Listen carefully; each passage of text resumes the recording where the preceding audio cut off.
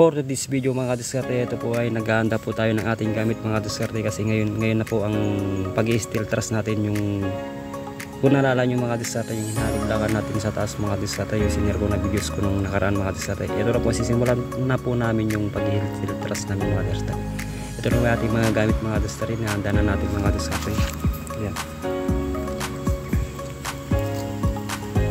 Dahil nga nakabihis na tayo mga diskarte, ay pupunta na tayo dun sa may steel truss natin mga diskarte. Sinasakay natin sa motor mga diskarte ating gamit mga diskarte. At ayan na nga mga diskarte, hindi ko na ako nakapag-video kanina mga diskarte. Ito na po, nagla-layup na po ako ng channel bar mga diskarte. Yung yan na po mga kadiskarte. Di bale gilid po ang aking inuumpisahan mga diskarte. Tapos naglalagay na lang po ako ng tansi mga diskarte para mayroon na po akong guide mga diskarte. Yan. Balik channel bar po ang ating gamit mga diskarte. Di bale itong simple lang po itong bubong nito mga diskarte. Pinurward ko na mga diskarte kasi mahaba kasi mga diskarte pag hindi natin pinurward kasi mga diskarte. At ngayon mga diskarte, naglagay po ako ng tansibo dyan sa may gitna para magkakalapat po sila mga diskarte. Importante kasi yan mga diskarte pag naglalagay ka ng tansibo. At saka ito mga diskarte, itong kasama ko kamuntikan pag nadabaw mga diskarte, buti na nga lang dyan sa may beam siya na napatig po kasi niya yung mga diskarte, yung tansibo, yung guide ko mga diskarte. Kaya sabi ko sa niya, mag-ingat-ingat ka, baka mahulog ka mga diskarte, sabi ko. At ayan na mga diskarte, nalagyan ko na po nga ang tukod niya sa may gitna para mas matibay po mga diskarte. Medyo mahaba rin kasi yan mga diskarte. Nasa sa 761 po yun haba niyan mga diskarte. At ito na mga diskarte, nakalagay na po ako ng tansi. Ito po yung guide ko. Di bali, niskwala ko na mga diskarte. Yan. Importante rin kasi yan mga diskarte pag naglalayat po kayo ng ganyan na nasa tamang iskwala mga diskarte para maganda pong tingnan mga diskarte. Yan, dulo-dulo po yan ang aking binaglalayap. Pagkatapos ko ng mga eskwala mga diskarte, ay maglalagay na po kami ng kakapitan ng yero mga diskarte.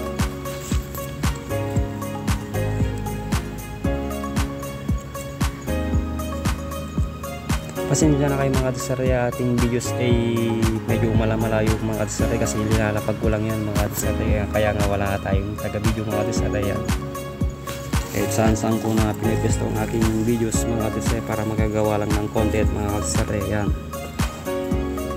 At ito na nga mga diskarte, madali lang kasi yan ginawa namin kasi dalawa po kaming nagwe-welding mga diskarte.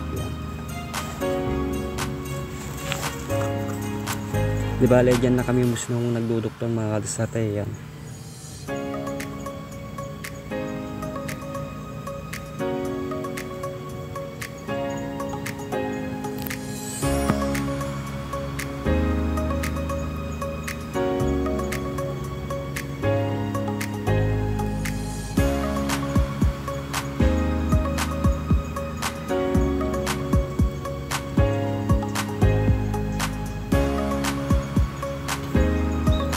At eto na nga mga diskarte, tinatabasan ko na po yung channel bar po para sa kanyang pasabord para maganda po yung kanyang hulog mga diskarte.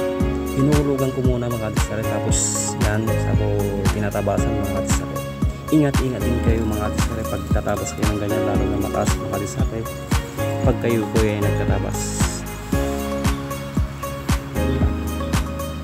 Dahil tapos ng mga diskarte, yan, lalagay ko na po yung angle bar. Nagtatakay kayo ba siguro mga diskarte, angle bar po ang ating gamit po namin mga diskarte. Kaya subok na namin yan mga diskarte kasi makapal po yan mga diskarte. At eto na nga mga diskarte, yan, tapos na namin. Maglalagay na po kami ng pasabord niya mga diskarte.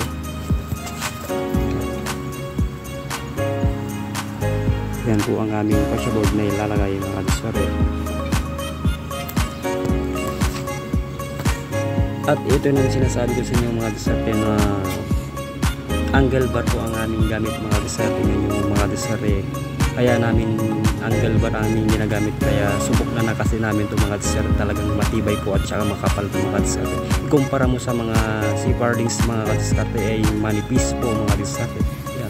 Yan po talaga yung na-record namin sa mga nagpapagawa sa amin mga diskarte. Siyempre i-sinishare din namin na kasi mas matibay po kasi yan mga diskarte, yung channel ba ay yung angle bar po mga diskarte kumpara mo sa seafarings mga diskarte. At eto na nga mga diskarte, ang naglalagay na po kami ng fascia board. Nilalayat ko lang po yung kakapitan ng fascia board mga diskarte para kakapit na lang namin mga diskarte para hindi po mahirap mga diskarte.